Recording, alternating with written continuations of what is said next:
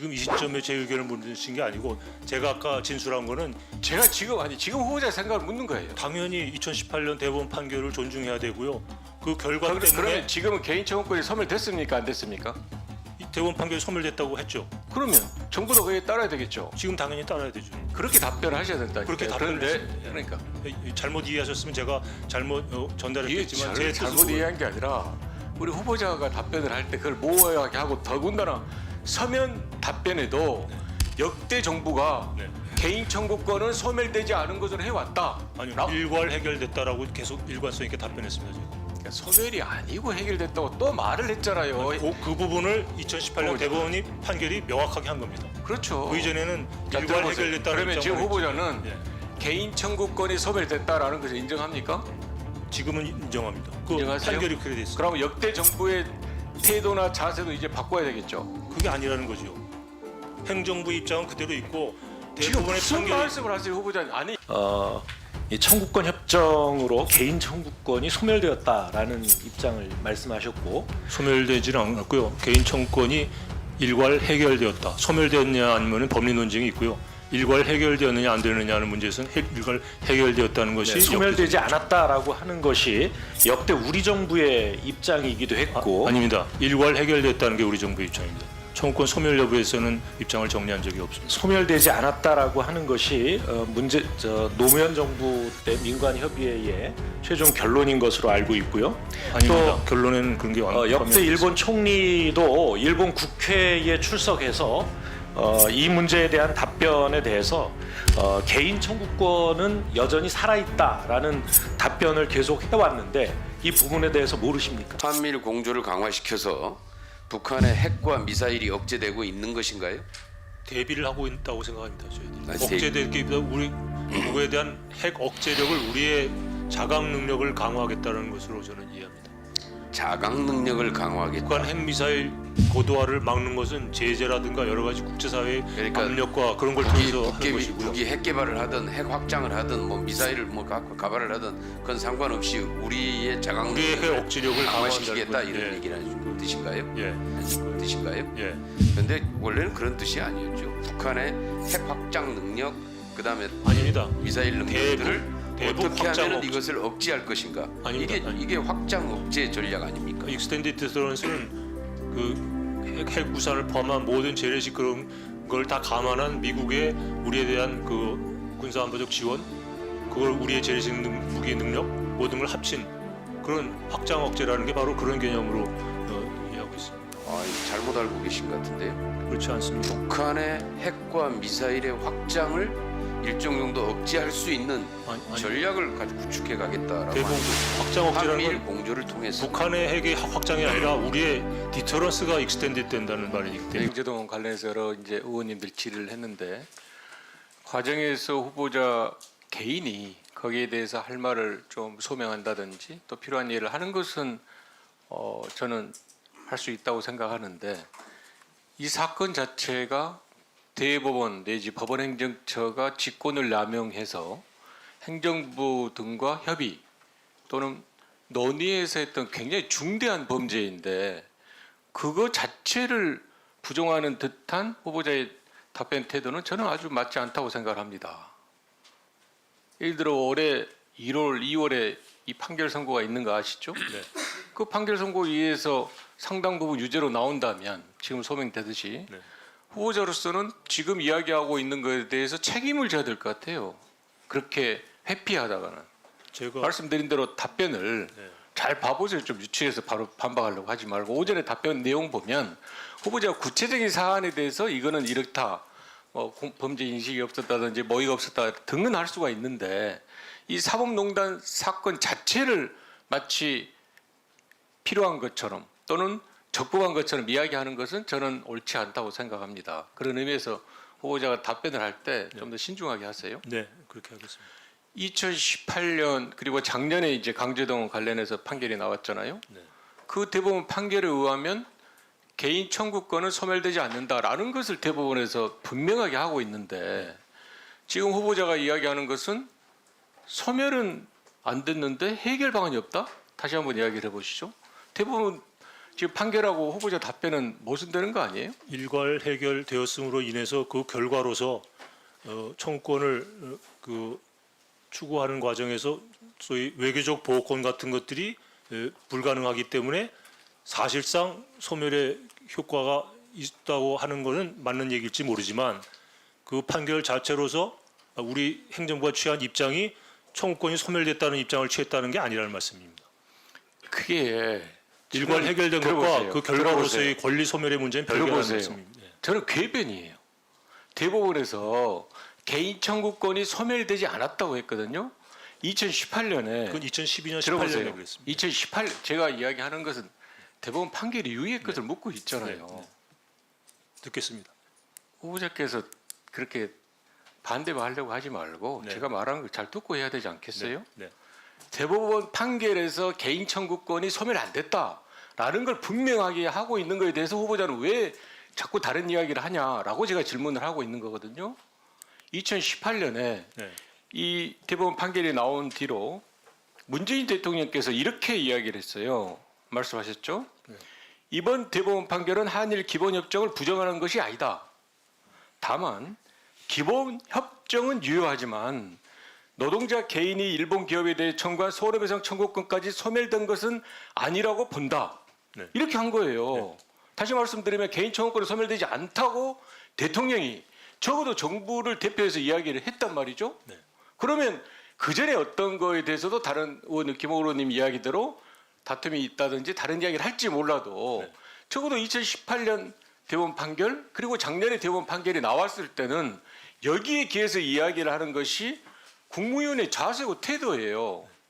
야인이나 지금 사인이 아니잖아요. 아니, 지금 이야기해 보세요. 지금 이 시점에 제 의견을 묻으신 게 아니고 제가 아까 진술한 거는 제가 지금 후보자 생각을 묻는 거예요. 당연히 2018년 대법원 판결을 존중해야 되고요. 그 결과 때문에 그러면 지금은 개인 청구권이 소멸됐습니까? 안 됐습니까? 이 대법원 판결이 소멸됐다고 했죠. 그러면 정부도 거기에 따라야 되겠죠. 지금 당연히 따라야 되죠. 그렇기 다- 때문에 이 길밖에 없어 제3자 변제라는 게 나옵니다. 그렇게 답변을 하셔야 된다. 그렇게 답변을 했습니다. 예. 그러니까 잘못 이해하셨으면 제가 잘못 이게 전달했겠지만 제 뜻은 잘못 이해한 게 아니라 우리 후보자가 답변을 할 때 그걸 모호하게 하고 더군다나 서면 답변에도 네. 역대 정부가 네. 개인 청구권은 소멸되지 않은 것으로 해왔다. 아니요 라- 일괄 해결됐다라고 계속 일관성 있게 답변했습니다 제가. 그러니까 소멸이 아니고 해결됐다고 또 말을 했잖아요. 그 부분을 2018년 후보자. 대법원이 판결이 명확하게 한 겁니다. 그렇죠. 그 이전에는 자, 일괄 들어보세요. 해결됐다는 그러면 지금 입장을 후보자는 했지. 예. 개인 청구권이 소멸됐다라는 것을 인정합니까? 지금은 인정합니다. 그 인정하세요? 판결이 그래 됐습니다. 그럼 역대 정부의 태도나 자세도 이제 바꿔야 되겠죠. 그게 아니라는 거죠. 행정부 입장은 그대로 있고 지금 대부분의 무슨 판결이 말씀을 하세요, 후보자님? 아니, 후보자님. 예. 2차 정할 때 예를 들어 법 해석도 네. 했죠. 아무리 그래도 최종적으로 법의 해석보다는 법원이 있잖아요. 당연하죠. 그래서 대법원이 개인 청구권이 소멸 안 됐다. 그리고 대통령이 이야기를 했으면 거기에 대해서 행정부도 따라야 되는 거예요. 그리고 지금 그 국내법적으로는 의원님 말씀이 맞는데요. 국제 관계에 충돌이 있다는 말씀입니다. 다른 이야기 하지 마시고 제가 국제법을 말씀드리는 겁니다. 제가. 국내법과 국제법이 충돌이라는 말씀을 드리는 거예요. 그렇게 또 말을 바꾸지 마시고 다시 정리할게요. 네. 일단 대법원 판결에 따라서 개인 청구권이 소멸된 것은 네. 대한민국의 정부 모두가 인정해야 되는 것은 맞죠? 맞습니다. 그렇게 답변을 분명히 하세요. 지금 윤석열 정부 해법도 그 기초 위에 있습니다. 그렇게 답변을 분명히 하시라니까요. 네, 그렇게 그건 분명히 제가 그렇게 말씀드리겠습니다. 여러 의원님들께서 질문이 있었습니다만 이어서 좀 묻겠습니다. 강제징용 판결이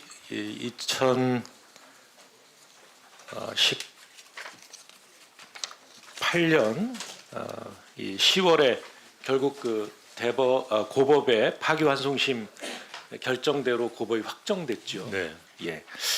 후보자께서는 이 대법의 최종적인 결정이 잘못되었다고 생각하십니까? 저는 그럴 입장에 있지 않고요. 대법원은 우리 최고 법원이 판결이기 때문에 그건 당연히 존중해야 된다고 생각합니다. 네, 존중해야 된다고 생각하시는데 이제 그 대법이 2012년도에 이 파기 환송 결정을 한 것과 같은 취지 아닙니까? 같은 취지입니다. 예.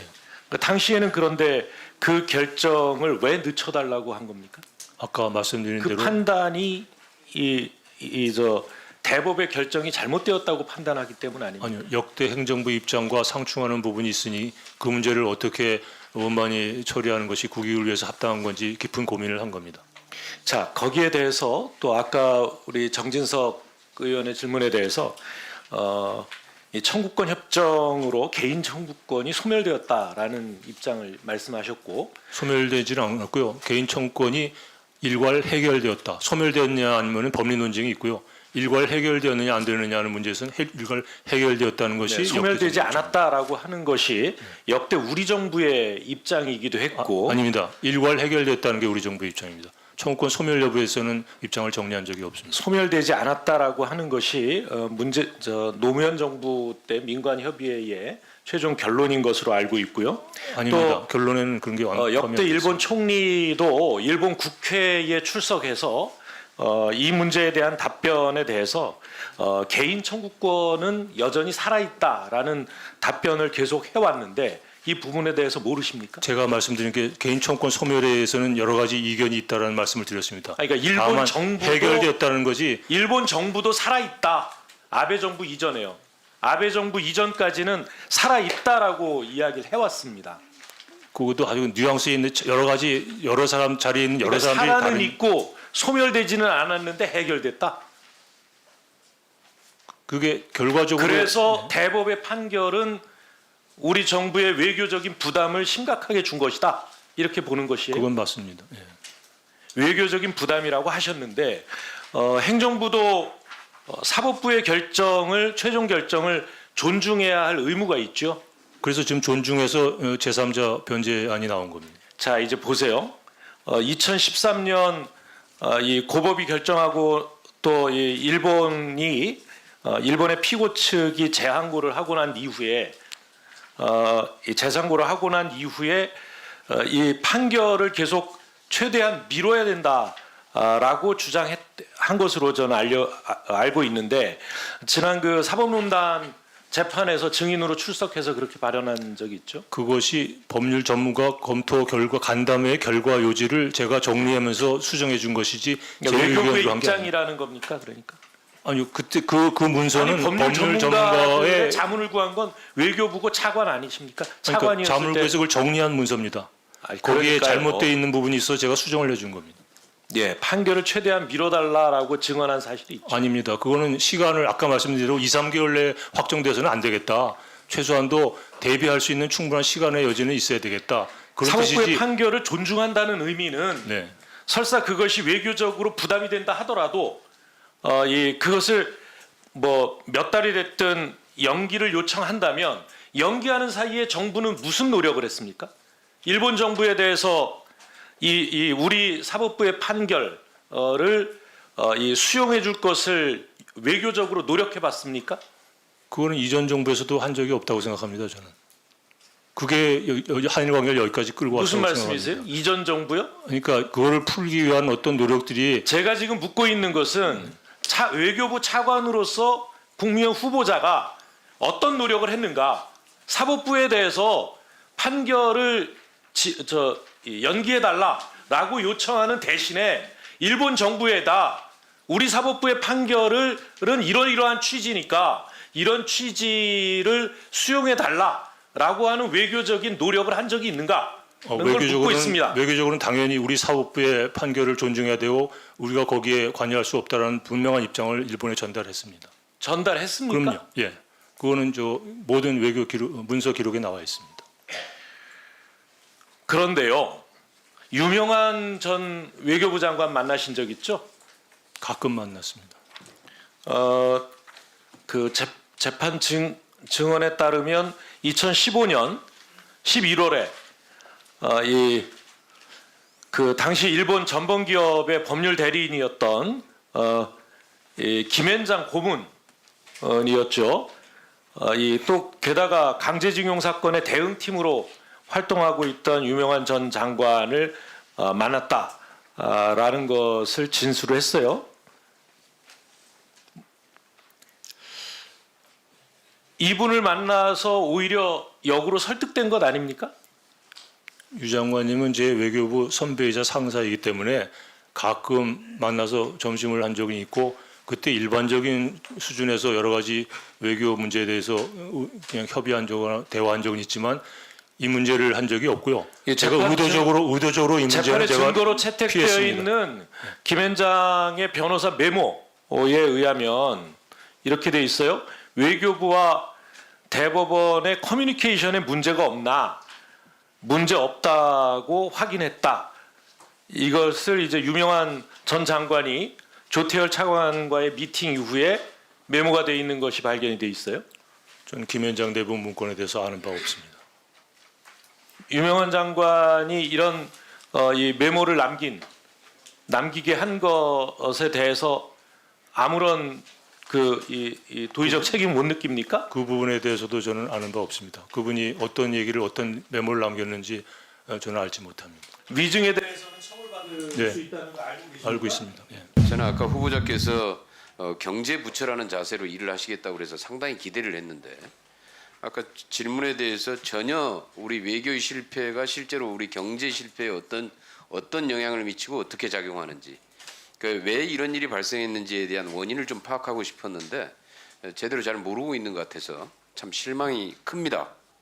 결국 이제 두 번째는 안보 외교일 텐데요. 우리의 안보를 튼튼하게 구축하는 것일 텐데 아마 이 안보 외교 관련해서 우리 외교의 지금 윤석열 정부의 최대의 목표는 한미일 공조를 강화함으로써 대북 북한의 핵과 미사일 확장을 억제하겠다라는 거 아니겠어요? 그렇습니다. 지금까지 1년 8개월 동안 계속 지금 이 노선을 지금 추구해 왔는데 어떻습니까? 한미일 공조를 강화시켜서 북한의 핵과 미사일이 억제되고 있는 것인가요? 대비를 하고 있다고 생각합니다. 저희들이 아니, 억제될 게 있다. 우리 그거에 대한 핵 억제력을 우리의 자각 능력을 강화하겠다는 것으로 저는 이해합니다.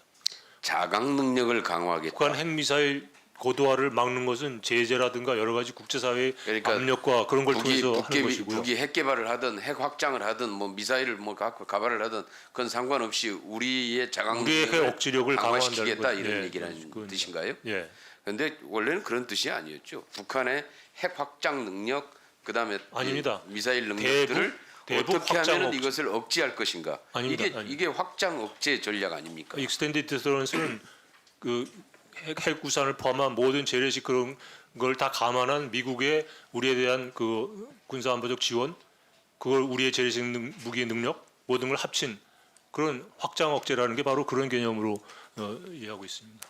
잘못 알고 계신 것 같은데요. 그렇지 않습니다. 북한의 핵과 미사일의 확장을 일정 정도 억제할 수 있는 아닙니다. 전략을 구축해 가겠다라고 대북 하는 거죠. 확장 억제라는 한미일 건 공조를 통해서. 북한의 핵의 확장이 아니라 우리의 디터런스가 익스텐디드 된다는 말이기 때문에 그러니까 뭐 이제 그렇다면 우리만 강화시키면 되고 북한이 핵 개발을 계속 하든 말든 미사일을 계속 쓰든 말든 신경 안 쓰겠다 이런 얘기인가요?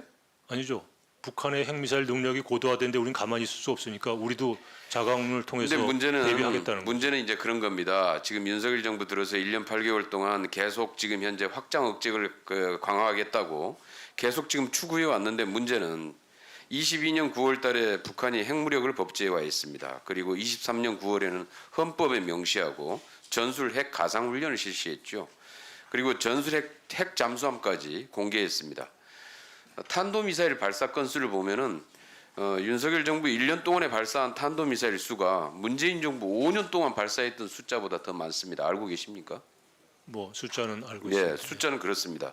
다시 말해서 확장을 억제하겠다고 가고 있는데 우리의 전략은 문제는 확장을 억제시키는 게 아니라 점점 북의 핵과 미사일은 확장되고 급진전되고 있는 겁니다. 가속화되고 있다라고 보는데 어떻습니까? 뭐가 잘못된 거 아닙니까? 그러면은 우리의 지금 현재 외교 안보 전략에 문제가 있는 거 아니냐라는 건데요. 우리 후보자께서 어떻게 생각하십니까? 북한의 핵 미사일 능력이 계속 고도화되고 있는 그런 상황과 우리에 대한 도발의 횟수 이런 거의 상관관계를 꼭 도발 횟수의 숫자만 가지고 판단하시면 안 될 것 같고요. 도발과 충돌이 없다고 해서 그게 평화스러운 상황은 아니지 않겠습니까? 북한의 핵 미사일 위협이 점점 커지고 있는데 예, 그러니까 핵 미사일 위협은 우리가 점점 가만히 있을 수는 커지고 없는 거 아니겠습니까? 급진전되고 있는데 그 확장을 억제하겠다고 했는데 북한의 이러한 핵 미사일 위협은 점점 커지고 발전하고 있다. 우리의 능력이 커지니까 불안하겠죠. 불안하니까 그런 반응을 보이겠죠. 우리의 외교 안보 전략에 문제가 있는 거 아니냐라는 얘기입니다. 저는 그렇게 생각하지 않습니다. 그렇게 생각하지 않는다. 상대방이 결국은 경제 외교도 비전이 없고 안보 외교도 거의 비전이 없어 보입니다. 후보자의 지금 얘기를 들으면서 한미일 공조를 강화시키는 게 북중러 공조 강화를 초래해서 실제로 북한이 마음 놓고 핵 확장, 군사 정찰 위상까지 발사하고 확장을 해가고 있다. 즉 핵과 미사일이 급진전되고 있다. 이렇게 판단하고 있는데 그렇게 생각하지 않으십니까? 북한의 중국 러시아의 협력은 우리가 대화를 추진하고 있을 때도 계속 확장되고 있었습니다. 새로이 한미일 때문에 북중러 협력이 강화되는 게 아니고요. 이미 북중러 협력이 강화되고 있는 거에 대응해서 우리가 한미일 협력을 강화하고 있는 겁니다. 저는 그렇게 보고 있습니다. 아 그렇게 보고 네. 그게 실제로 팩트고요. 뭐가 먼저 시작됐는지 한 번 더 다시 한 번 좀 살펴보시고 어떻게 해서 이렇게 우리의 안보가 점점 더 위험해지고 있는 외교 안보의 전략에 대해서 저는 어떻게 생각하는지를 확인하고 싶었는데 후보자는 전혀 지금 제대로 잘 알지 못하고 있다라는 생각입니다. 이따 다시 말씀드립니다. 예,